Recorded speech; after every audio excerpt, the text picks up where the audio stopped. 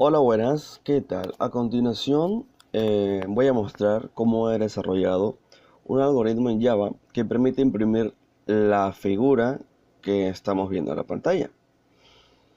Se puede apreciar que es una imagen formada por 5 figuras hechas de X o cruces. Voy a ir explicando paso a paso el cómo yo construí el código de esta imagen.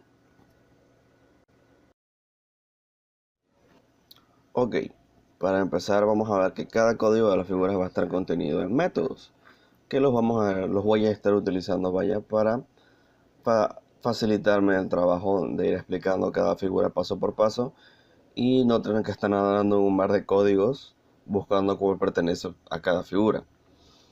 Ahora vamos a ir aquí, le vamos a dar un clic aquí en la primera imagen, que es una flecha o un arbolito, depende de cómo lo vea cada uno.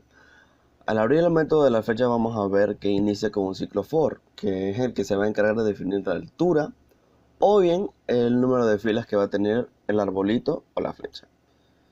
Inmediatamente después de este le vamos a indicar al programa que imprima los espacios. Esto se va a repetir en casi todas las figuras de la imagen y el número de espacios en blancos va a variar debido a que más que todo los estoy usando es para centrar las imágenes, ¿ok?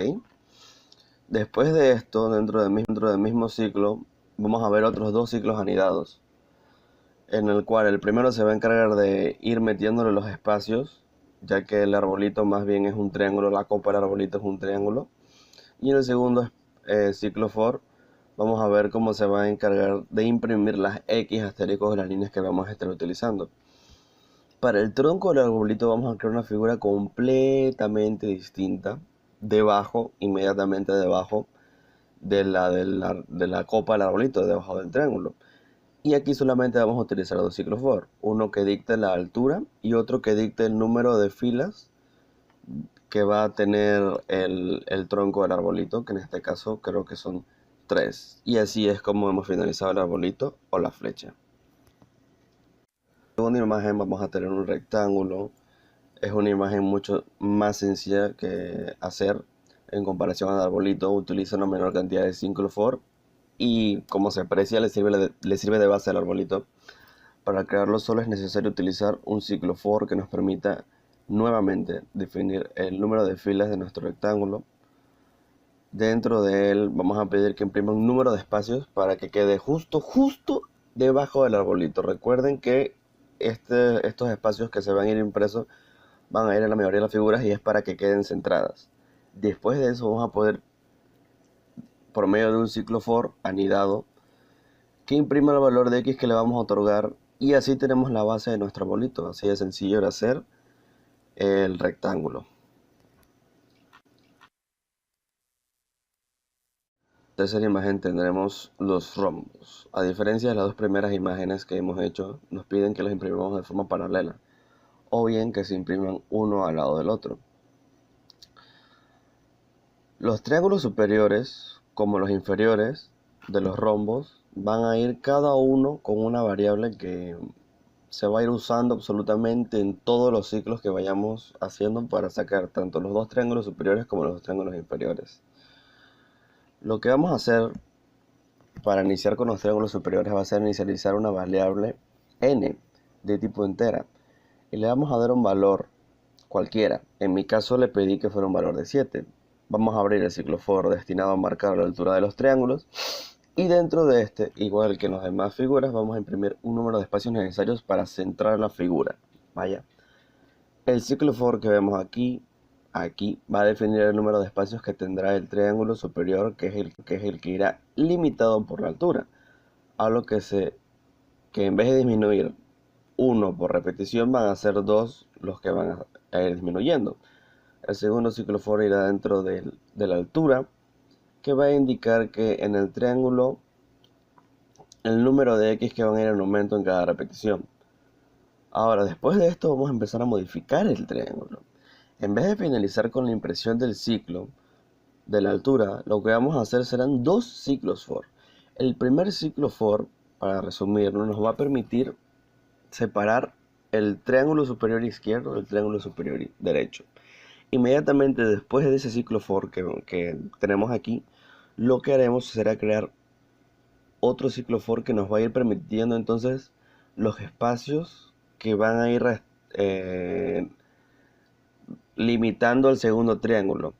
E inmediatamente vamos a hacer otro ciclo for que son básicamente nos va a permitir imprimir las X del segundo triángulo superior. Y así es como ya tenemos ambos triángulos superiores. Ahora, para la creación de los triángulos inferiores, en vez de utilizar una variable n como variable local, lo que vamos a hacer va a ser utilizar una variable a para dictar la altura al número de filas de los triángulos inferiores. Nuevamente vamos a imprimir un número de espacios para centrar los triángulos inferiores y que coincidan con los triángulos superiores. ¿Ok? Vamos a crear otro ciclo for dentro del ya mencionado para determinar los espacios de los triángulos inferiores. Pero en vez de ir disminuyendo, van a ir en un aumento progresivo. Y así vamos a crear el ciclo for que dicte las X, solamente que en vez de ir aumentando, este también va a ir disminuyendo hasta que tenga un valor de 0. Y se va a crear el ciclo for encargado de dividir los espacios del primer triángulo inferior de los del segundo triángulo inferior. Y así vamos a repetir lo que hicimos con los triángulos superiores, que es volver a crear unos espacios que vayan en aumento progresivo, porque son los triángulos inferiores, y otro ciclo for que nos vaya dando un valor de X y este vaya disminuyendo. Y así es como ya tenemos los triángulos inferiores y superiores. Y básicamente hemos hecho los dos rombos que nos están pidiendo aquí en la imagen. A continuación vamos a ver lo que vendría siendo la cuarta imagen, que son los escalones hechos de X. Para lograrlos intenté utilizar un método distinto al que utilicé para formular los rombos. Lamentablemente no funcionó, como pueden apreciar en la imagen me da solamente los escalones izquierdos y los escalones derechos no conseguí sacar que me dieran y solamente he sacado un bloque o un cuadrado de X. Entonces vamos a explicar qué fue lo que pasó aquí. Vamos a iniciar colocando un ciclo for, que es el que nuevamente nos va a dictar la altura. Nuevamente, después de este ciclo for vamos a imprimir un número de espacios en blanco para centrar las imágenes, para centrar el cuadrado junto a las imágenes que antecedieron a este. Después de esto vamos a abrir un ciclo for que nos vaya dando los espacios del cuadrado izquierdo, los escalones izquierdos. Estos van a ir restándose progresivamente dependiendo del número de repeticiones que le demos a la altura. Inmediatamente vamos a abrir otro ciclo for que es el que nos va a dictar el número de X que va a tener cada cuadro. Y aquí es cuando viene mi error, que cuando abrí este ciclo for, logré formular el ciclo for que me permitiera separar un escalón del otro. Sin embargo, no logré conseguir un ciclo for que me permitiera mover los escalones un espacio a la derecha, vaya, para poder conseguir los escalones derechos. Y por ende solamente logré conseguir un bloque o un cuadrado. Y este ciclo termina con la impresión de la altura, de la combinación de los ciclos de altura. Y aquí es como combinamos lo que vendría siendo los escalones de cruces o X. A continuación vamos a ver lo que vendría siendo la última imagen, la quinta imagen, lo que vendría siendo la base de asteriscos. Es la imagen con mayor cantidad de X o cruces y también es una de las más complicadas de lograr junto a los escalones.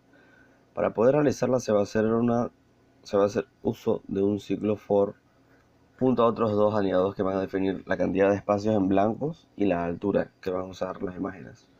Pero se necesita una variable entera non-filas, que es la que vamos a colocar aquí, que tendrá específicamente una utilidad similar a la variable n o la variable a en los rombos.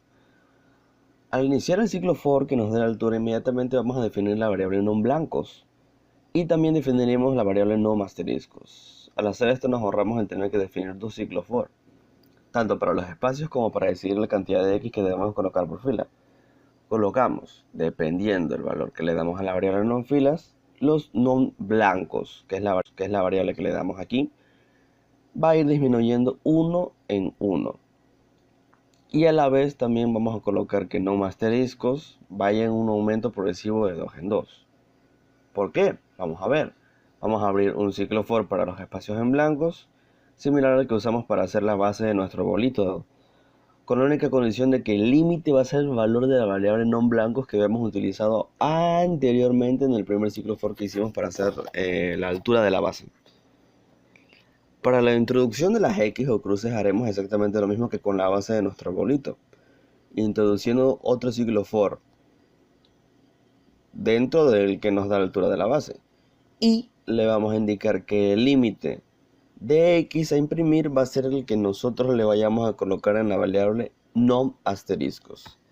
Y así es como hemos culminado con nuestra última figura de las 5 imágenes que forman a esta gran imagen que tenemos aquí. Espero que les haya gustado y bueno, eso ha sido todo.